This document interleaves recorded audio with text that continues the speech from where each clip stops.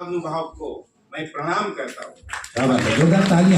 अभी जो प्रस्तुति हो गई ना, ये प्रस्तुति में सबसे बड़ी बात जो समझाई गई गंगा अवतरण। तो गंगा अवतरण कैसा हो गया? जब ये सगर राज जो है ना, तो उसने अश्वमेध यज्ञ करने का निर्णय लिया था और उनका जो अश्व जो था ना, वो कहाँ चला गया? कपिल मुनि के आश्रम में चला गया। और वहां चला जाने के बाद ये 60,000 उसके जो पुत्र थे वो अश्व के संरक्षण में थे। और जब भी कपिल मुनि ने उन्हें शाप दे दिया, कारण उनकी जो बिहेवियर थी, जो आचरण था, वो शुद्ध आचरण नहीं था, इसलिए कपिल मुनि ने उन्हें जो शाप दिया, शाप के कारण ये सब भस्म हो गए। अभी देखो, उन्हें मुक्ति प्राप्त होनी चाहिए, इसलिए वही उनका परंपरा में जो भगीरथ जो निर्माण हो गया। अभी देखो, सब बच्चा ने बहुत बढ़िया तरीके से ये समझाया। तो भगीरथ ने तपस्या की, उसने ब्रह्मदेव को प्रसन्न किया, गंगा माता को प्रसन्न किया, शिवजी को प्रसन्न किया। क्यों? गंगा माता तो आने के लिए तैयार होगी, लेकिन उसने बता दिया कि मेरा जो प्रवाह है वो कौन संभालेगा, कौन, मैं किस कहाँ उतरूंगी। तो शिवजी को प्रसन्न किया। शिवजी ने बता दिया कि ठीक है, मेरी जटा में आप आ जाइए। फिर शिवजी की जटा में आ गई। अभी देखो, मैं एक बात समझाना चाहता हूँ। अब ये गंगा तो अवतरण हो गया और आज ये गंगा माता किसके संरक्षण में है? हम सब जो उपस्थित है ना, हमारे संरक्षण में आज गंगा माता है। तो गंगा माता जो मोक्ष निकलती है और गंगा सागर तक चली जाती है। देखो, उसका आश्रय में हम कितने लोग, हमारी संस्कृति का संवर्धन जो होता है, वैदिक परंपरा का संवर्धन, वो गंगा माता के आश्रय से होता है। तो हमें क्या करना चाहिए? तो गंगा माता का संरक्षण करना चाहिए। यानी आज क्या देखो, पोल्यूशन। देखो, मैं एक बात बताना चाहता हूँ। अभी हम जो सब है, हमारे अंदर सबसे पहले क्या आता है? हमारा शरीर। तो हम लीडर है। पहले ये शरीर जो है ना, हमारे अंदर आता है। तो बताया जाता है शरीर माध्यम खलु धर्म साधनम। तो हमें शरीर का अच्छा संवर्धन करना चाहिए। दूसरा कौन आता है? हमारे पूरे संबंधी जो आते हैं, रिश्तेदार आता है, फ्रेंड सर्कल आता है, सब हमारे अंदर आते हैं, संरक्षण में आते हैं। और जब भी हम समझो बड़े सांप बन जाते हैं, तो सब काम करने वाले जो काम कर्मचारी है हमारे अंदर आते हैं। तो देखो, हमारा आचरण कैसा होना चाहिए? हमारे अंदर जो जो चीजें आती है, पहला हमारा शरीर आता है, दूसरे हमारे रिश्तेदार कर्मचारी आते हैं, तीसरी बात हमारे अंदर क्या आता है? जल देवता हमारे अंदर आती है। फिर उसके बाद क्या आता है? वायु हमारे अंदर जाता है। तो जल जो है, जल के बारे में पोल्यूशन नहीं होना चाहिए। फिर वायु के अंदर भी पोल्यूशन नहीं होना चाहिए। यानी अनेक प्रकार के जो पोल्यूशन किए जाते हैं, तो ये सब बातें हमारे अंदर जाते।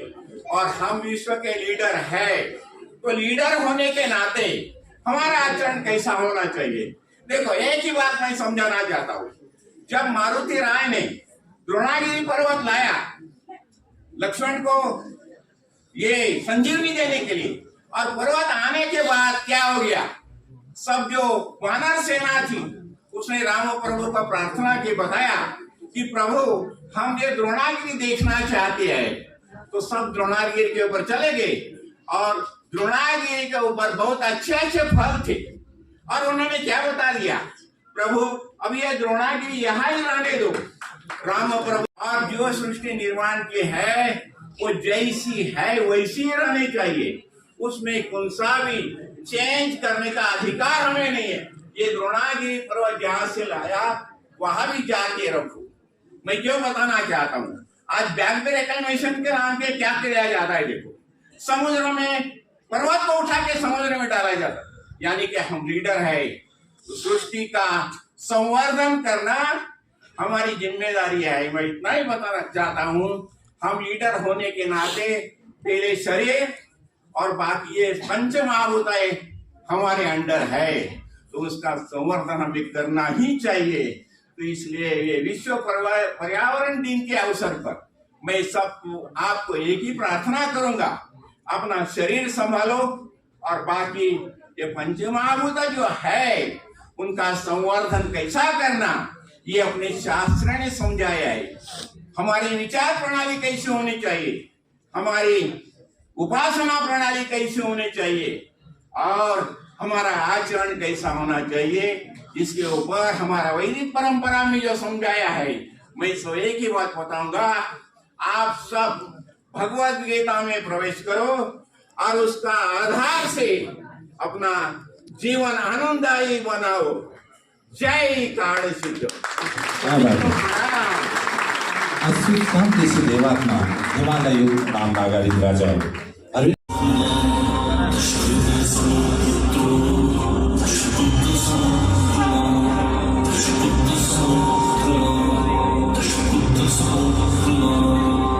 अर्थात 10 कुओं के बराबर एक बावड़ी होती है, 10 बावड़ियों के बराबर एक तालाब, 10 तालाबों के बराबर एक पुत्र है और 10 पुत्रों के बराबर एक वृक्ष होता है। सदियों पहले मत्स्य पुराण में लिखा यह श्लोक भारतीय सांस्कृतिक मूल्यों में वृक्षों के महत्व और स्थान को दर्शाता है। बताता है कि भारतीय संस्कृति में वृक्षों को देवता की तरह पूजनीय माना गया है।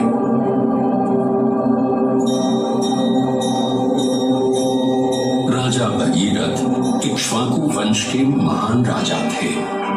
ये वही वंश है जिसमें आगे चलकर पुरुषोत्तम भगवान राम का जन्म हुआ। राजा भगीरथ को उनके अद्वितीय तप और निश्चय के लिए जाना जाता है। उन्होंने अपने पूर्वजों जो कपिल मुनि के श्राप से भस्म हो गए थे को मोक्ष दिलाने के लिए 3 बार घोर तपस्या की। उनकी तपस्या के कारण ही मां गंगा स्वर्ग से अवतरित होकर पृथ्वी पर आई। आज